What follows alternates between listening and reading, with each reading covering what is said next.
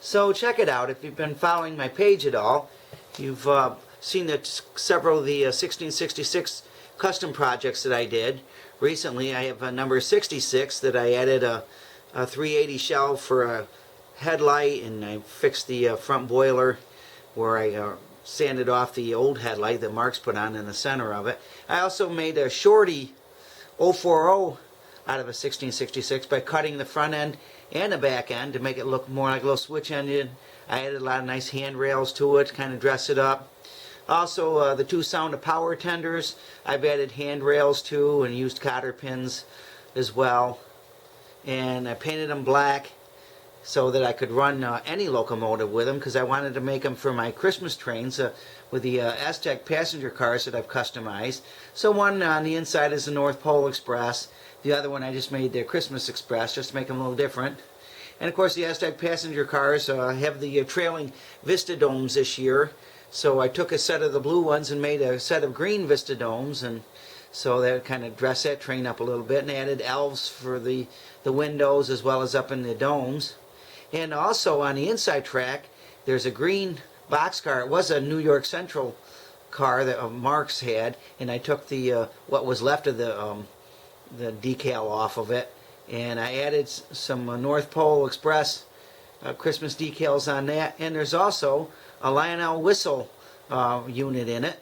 So we're going to run them both together. I'm kicking off kind of my Christmas train series. I'll be adding other trains later on, the Polar Express and a few other Christmas trains that I have. But for now we'll run these two. So give me a second to get my transformers and we'll get them going.